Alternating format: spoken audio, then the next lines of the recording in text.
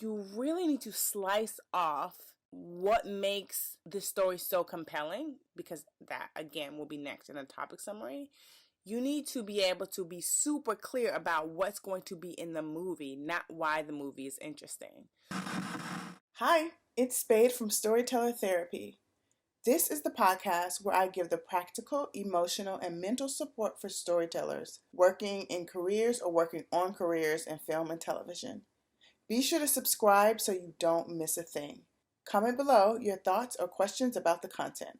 This podcast is also available on Apple iTunes, Google Play, and Stitcher. All right, let's get started. I'm Spade Robinson, and this is Storyteller Therapy. Bonjour! It is Thursday. You know what that means? It's time for another episode of Storyteller Therapy avec moi. Today is our third and final iteration of the series on documentary storytelling or prepping for your documentary. So far, we've talked about genre and how that influences your approach to your documentary. We've talked about creating or developing a sample for your documentary, mainly for funding. And today we're going to talk about how to talk about your documentary. What language should you be using to articulate what it is that you want to do? Usually it's in written form as you're writing a written proposal for your film and giving that to funders and or partners that are going to work with you. So without further ado, let's dig right in. But before we do that, let's first check in. I've already talked to you about this film. It's a beautiful personal film about the filmmaker's journey as she captures herself on camera with her struggle with chronic fatigue syndrome. It's a beautiful film that I think really boils down to a love story, actually, between her and her husband and how they maneuver this huge change in their lives as newlyweds. The film, of course, broadens to expose chronic fatigue syndrome, how the dealing of it within the medical community has had a lot of sexism involved and a lot of not believing women when they say there's something wrong. Also, it exposes us to cases of people who have this all around the world and how it's been mistreated and misdiagnosed. So I'm saying all that to say, I think I talked about this film on this podcast before. It's a beautiful film. You should see it. It's on Netflix right now. There's no reason why you shouldn't see it. But the reason why I'm bringing it up again is because the filmmaker, her name is Jennifer Brea. She's absolutely brilliant. The way that she talked about her film from beginning until now, all the way up until the time it was shortlisted for an Academy Award, is nothing short of spectacular. And it's something that I am going to task you with in terms of finding the material, finding the interviews, she also did a TED Talk, finding the way that she talked about the film, the language that she used, the artistic terms, the personal terms, the storytelling terms that really boiled down what the film is about and gave it such an emotional core that really, I think, catapulted the film. The film is already a beautiful movie, but I think what took it to the next level is how Jennifer positioned the film. And that is what we are going to dig into today. So let's get into our therapy session.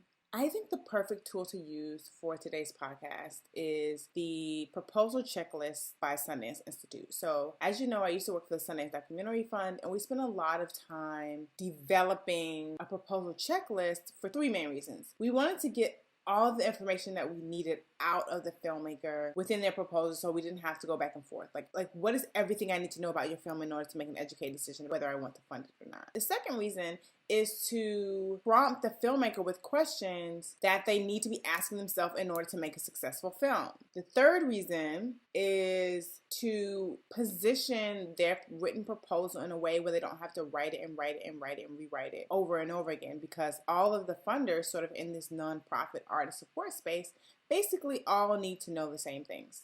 So how do we develop a tool that's going to help you to write a proposal that you can use over and over and over again? You don't have to write it multiple times as you're applying for multiple opportunities. The first thing that I want to go over, even before we start digging into the proposal checklist, one of the emotional reactions that a lot of artists have when it's time to fill out a proposal. I myself have this reaction.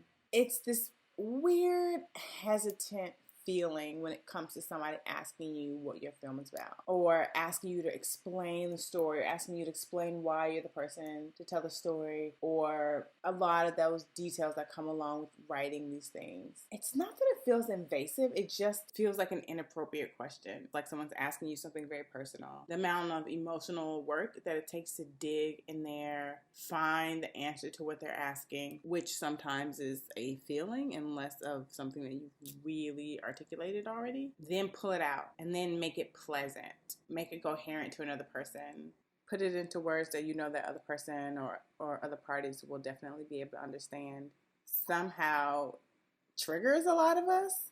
So here's my tip for that. When you're answering a question like, tell me about your film, or tell me about yourself, or tell me about your project, or what is the blank of this project, what is the social context of this project, or what is the structure of the project, or whatever it is that the question is, I would suggest that you go in and really answer those questions for yourself. One thing that I like to do is I tend to be a lot better with conversation than I do with sitting down on a computer and writing about. So what I'll do is have a conversation with someone about it and record it, or have a conversation with someone about it and take notes of what I'm saying. I think sometimes you can be surprised by the way that you're able to articulate your own project, and then go back and answer those questions using that language. What you won't be able to avoid is the psychological and emotional work that it takes to be vulnerable enough to do that. It's not a stumbling block for everyone, but for the people who it is a stumbling block, that's something that you have to do.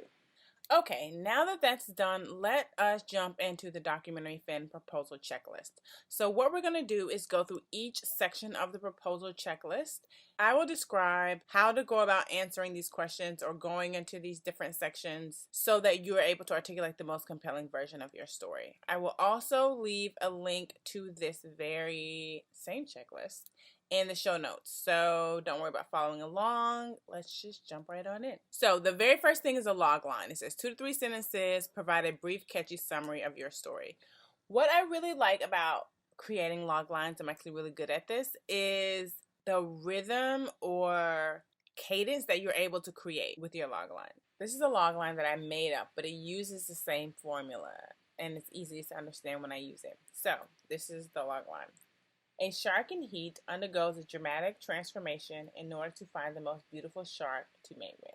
Basically what it does is it tells you what journey they're on, and hopefully that's a really compelling journey, what they do while they're on that journey, and what they hope the outcome is to be, or what the outcome is. That may seem like an oversimplification of this process, but the idea is to use that same cadence and begin your log line off with something that drops us into the world of your project. If you describe what world we're going to be in when this single mother, or when this 2-time Academy Award winner, or when this 3-time parolee gang member is in this situation, then I understand how high the stakes are for that person. And then I explain what their obstacle is or what they're up against. So if I have this 3-time parole gang member who is up against his last chance, then I have, of course, like what he's willing to gain or what he's willing to lose, which are the stakes. The stakes are what can be lost and what can be gained. So if this person in this situation is up against this thing, they will have to decide this thing. I hope that's really clear, but the most important thing is that even if you don't follow that formula, which I think is a really simple one if you're struggling with putting together your log line, that third part of it that describes what the stakes are, what your character in this world is up against, and then what there is to win or lose, that is the most important thing. And if you put your log line within that formula and you realize the thing that is to be win or lost, which is the stakes, isn't compelling enough or doesn't feel urgent enough or doesn't feel intense enough, then you want to revisit where on the timeline your story happens. That's why some of these tools can help you tell your story, because they can tell you whether your story is working or interesting enough the way that you have it right now. So if your stakes feel low or just sort of feel kind of ho-hum, then you have to renegotiate. Is your story in a place where you need to go into production? Probably not. Okay, so then what would be the high stakes of the situation? So if you're following a character right now where nothing's really happening, but something happened to them 10 years ago and they're going around doing talks around the country, that's not very interesting, even if they had a really interesting life. So maybe, perhaps, as opposed to following them today, you want to do a historical documentary because that's where everything happened. So the next thing is the story summary, which I think people get confused a lot with the topic summary. So I'm just going to read what it says. What is your story and story structure? Give an overview of your story, introducing the main characters and potential plot points. Describe the anticipated story structure and narrative trajectory or potential character arcs for your project. Discuss your access to the story and characters. Listen, the key is to be super clear here. I think a lot of people get caught up in using like very sexy language. This is not a screenplay. This is not a novel. I don't care. The most important thing for me to know in the story summary is what is the beginning, middle, and end, or potential beginning, middle, and end of your movie, and how do you know? So what's the movie? How do you know? That's the story summary. I don't need the context here. I don't need what happened 2,000 years ago that influences the story. That's next in the topic summary. I want to know if your story is about Mary, who's a single mother, and she's going through this thing. You really need to slice off what makes this story so compelling, because that, again, will be next in the topic summary. You need to be able to be super clear about what's going to be in the movie, not why the movie is interesting. So if this single mother is going to be on this journey, then just tell me the journey. Not like her husband left her and her mother's husband left her mother and her grandfather left her grandma and this generational thing. That's not important right now, because guess what? That's not on camera. Unless your movie is one long interview, which, Lord have mercy, I hope not. What's on camera is going to be you following this mother teach her daughter how to become a ballet dancer. That's the movie that you're making. In the story summary, you're going to tell me, we meet Mary, she lives in this tiny apartment in New York, and she is a choreographer. Her husband has just left her, and she is teaching her daughter to have self-confidence through ballet dance.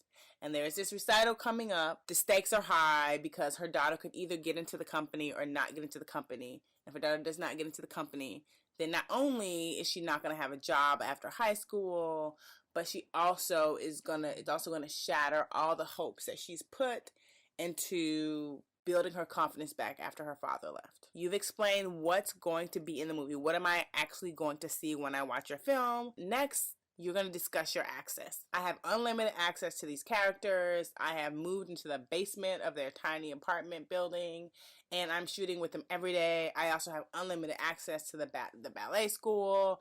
All of my releases are signed.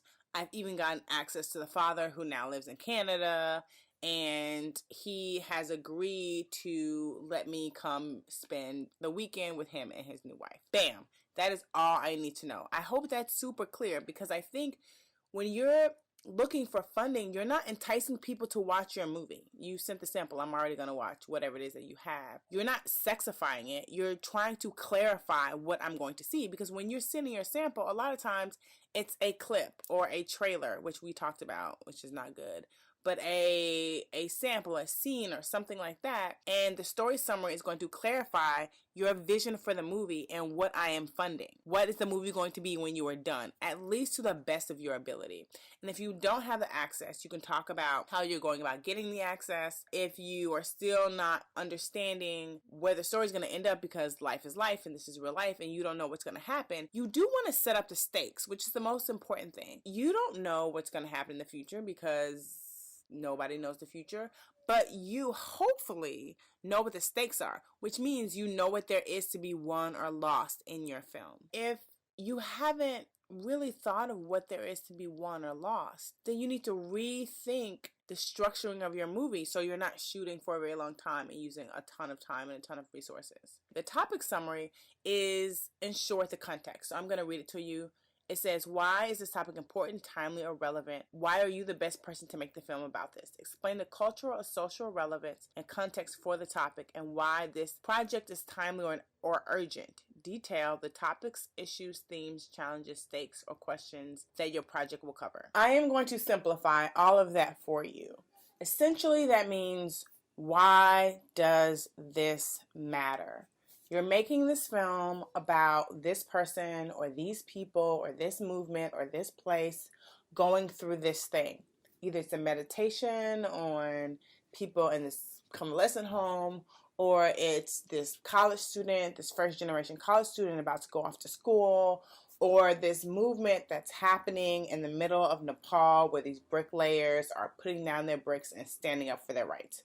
Whatever it is, this section is about telling me about why that's important. So that's where all of the historical, social, political context comes in. You explain. If we're having a movie about this single mom and this ballerina, then you explain the generational context to why this is so heavy on this mother and why it's so important that she does this for her daughter and for herself. But also beyond this family, which is the leap a lot of filmmakers don't make. Beyond this family, this type of thing is important for this larger reason. So this is where your statistics come in. All of these mothers in Brooklyn are dealing with the same thing. Or mothers who happen to be living in these conditions or in this situation tend to end up in something that's not good. Their children end up less going to college, or their children end up choosing smarter careers as opposed to a career in the arts, or whatever. This is where you bring in the more nuanced perspective about this movement and about this character and about our society at large, because that is what it's going to boil down to. If you're able to connect the movie that you're making with humanity at large and who we are as people on this planet, you have elevated your film contextually so that I can understand why this is so important. That's what this section is all about. You want to be really clear about that. I think that a lot of statistics sometimes get lost, but I think if you as a filmmaker can take a very granulated perspective of your movie and enlarge it and elevate it to humanity, this film sort of boils down to women having a legacy in a way that they've never really had before because it was a shame to get a divorce or whatever. That broader theme, what I always encourage filmmakers to do is figure out what is the very personal reason why you're making this film. When you figure out the very personal reason because of what it speaks to in you as a human being, then I think you're going to get a lot closer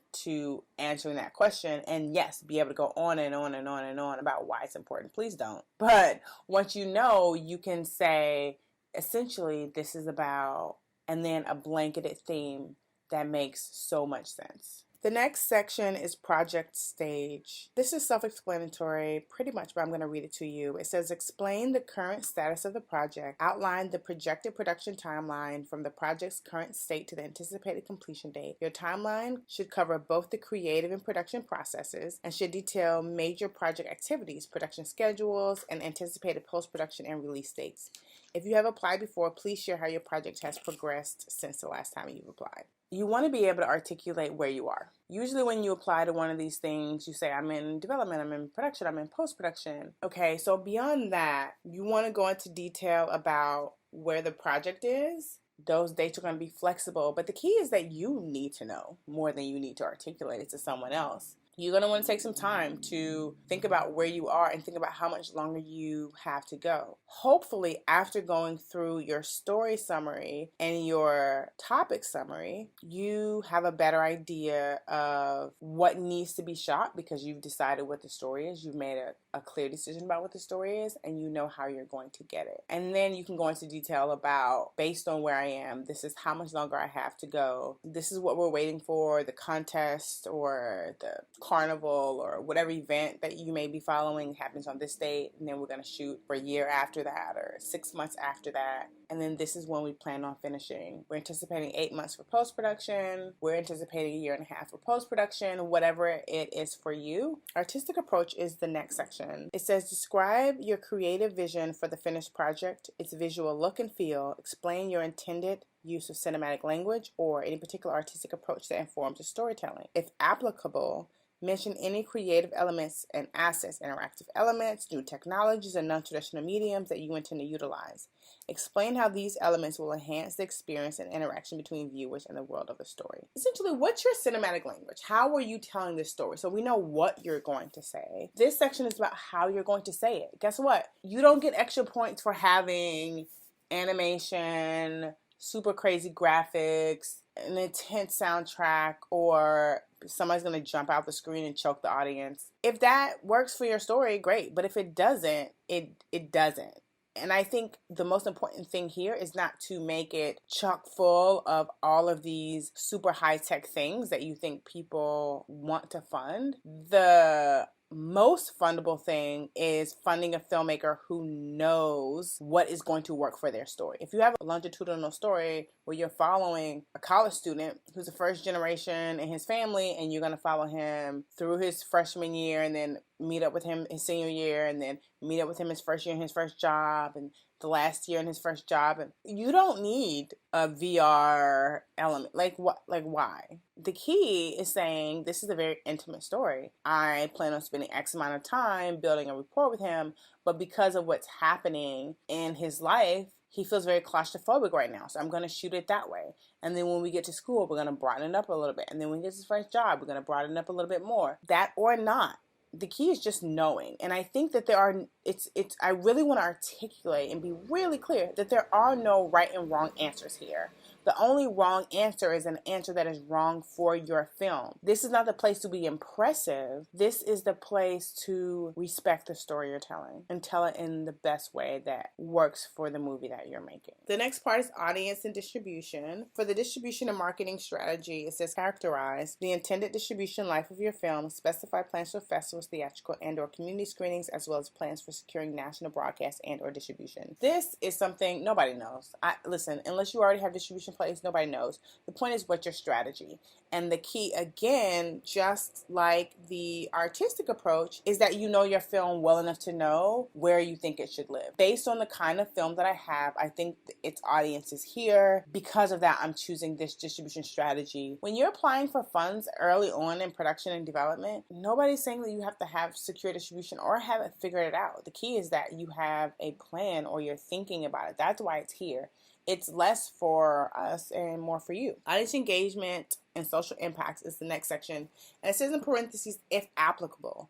It's not applicable to every film, and it doesn't go for every filmmaker. Every filmmaker doesn't want to have an audience engagement or social impact campaign attached to their film. Some filmmakers live for that, and they need it, and they don't see the point of making a film without having a social impact campaign. So the key is knowing who you are and if your film goes along with your vision for that. The description says, audience engagement is a strategy designed to activate audiences and constituencies toward a specific goal. Not all films are suited for social engagement, but if yours is, what action do you hope for viewers to take after seeing your film? Potential activities could include organizational partnerships, educational guides, targeted stakeholder, community screenings, social media strategies, multi-platform activities, or social change campaigns. Do you have partnerships with organizations in your issue area already? And if so, how are these relationships informing your project development? So the key here is for us to know, or for a funder to know, how are you thinking about these things? Because it can impact the making of your film. So if you have a partnership with an NGO because you guys share a similar mission, the question is, does that impact how you're making your film? And if so, because a lot of these places are art organizations,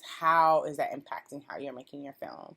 The description of this is really clear, and I don't want filmmakers to feel pressured to think that they have to have this. You don't have to have this, but if you do want this, then how you're going to make your film is going to lend itself to your goal. If your goal is awareness, then your film is going to be a film made for a broader audience.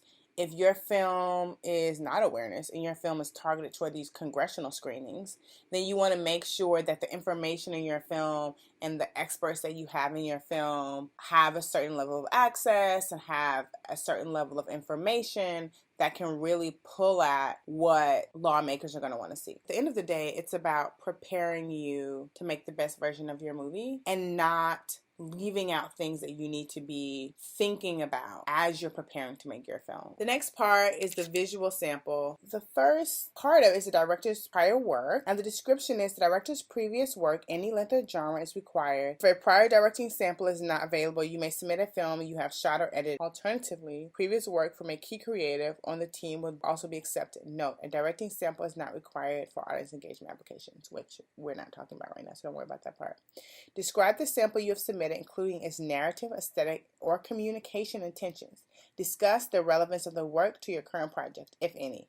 If the current project is a departure from the prior work, how will this film differ? If I'm reading a proposal, I grace to read this part. If I'm looking at a film and it looks like it doesn't have any potential, but I look at the directing sample and I see that the filmmaker is likely a filmmaker who's slow to come to the narrative, then I think that there's more potential with this film. Or if it's a fiction film and the filmmaker can really draw the links between how the themes are similar in terms of what they're navigating in their career as a whole, questions they're asking themselves about the world through their films, then it makes a lot of sense. I don't think filmmakers should rush to draw lines that are not there. The key is saying this is a departure from my work because I've grown as a filmmaker in this way. The next section is the current sample or rough cut. The description says provide necessary background and or context for the work in progress. What should reviewers be looking at in your sample? Explain what is present or absent in the sample and how it will differ as a finished film. How is it representative of the intended story, style, subject, or other aspect of this project? If you submitted a rough cut, what additional scenes do you need? And then it gives you an opportunity to leave the links below. I think perhaps this is the most important part of your proposal if you were submitting anything less than a rough cut. If you were submitting a teaser, a trailer, a short work in progress, research footage, a couple of scenes, an assembly, scene selects, anything that's a combination of footage that's not a complete cut with a clear beginning, middle, and end, you really should focus on this because there's so many times I will watch somebody sample and the first thought is, what is this? I see these people and they're cool, but I don't understand what is it you're trying to communicate to me about the story that you're telling. I just see footage. I see people doing things. This is a section where you explain what I'm looking at. So for example, if you're going to have this highly cinematic, very glossy movie, but what I'm looking at is a static interview, go into detail about the fact that this is research footage that I took on my first trip. That's all I have edited together. What I have in the can or what I have already shot but couldn't afford to edit it together or hire an editor or I haven't had time is an entire other scene. This is what's in this other scene. My final film will look and feel like this. This is not representative of my movie. Anything that will give me the context and explain what I'm looking at, how it is different or the same, or how does it represent your film or not. The next section is financial information. It just says describe the strategy for fundraising, the additional funds necessary to complete the project, include all sources and amounts raised to date. Clearly distinguish between potential sources of funding and secured amounts. List the status of other sources of funding currently under consideration, whether to be applied for or pending. So essentially, you're going to write a list of everybody you've applied to, and then write people who've given you money, that is secured, and people who you've applied to, that's applied, and people who you're in negotiation with. So that's in negotiation or in process. Funders do get excited about being the first money in. They also get excited about funding film that's had a lot of support. So the key is just tell the truth. And then, of course, you're going to add a comprehensive line item budget. I'm not super strict on budgets. I don't know a lot of funders who are super duper strict on budgets. The key is just to include what you actually need. You actually need to pay yourself. You actually need to really fund for post-production and not play fund for post-production. I don't think it really matters what kind of budget you have, as long as it's inclusive and comprehensive, as long as it has everything from development all the way to post-production. But I will leave an example budget in the description bar just so you have access to one if you don't have one. The next is grant impact, amount requested. If you were to receive a grant, describe how the funds would be spent. In light of your total budget, how would you use these funds to help move forward with your project? People want to know, if they give you money, how it's going to be used, and they want it to be impactful. Nobody wants to give you money and it's going to go towards postage stamps. And the last thing is contact information. Just make sure it's your real contact information. That's the entire Sundance Institute documentary film fund proposal checklist. Everybody has different qualifications, but this is what I want you to understand about the checklist, is it's not just for one organization. These are things you need to be thinking about. Even when you're not applying for funding, the more you have these things in order, the more you're thinking about your story and your narrative and your synopsis, your funding strategy, your artistic approach. If you haven't even thought about an artistic approach, don't pick up a camera, because documentary is an art form. Funders and audiences are becoming really sophisticated about the way documentaries look and feel. And it doesn't all have to be slick and sexy, but it should be intentional. You should have a plan. With that said, here's your homework. I want you, if you are in the process of making a documentary, even if you've already done this a million times, I want you to take some time and go through this proposal checklist and answer all of the questions from beginning to end. Given the conversation we just had, I really want you to try to be more vulnerable this time, more personal this time. Pay special attention to how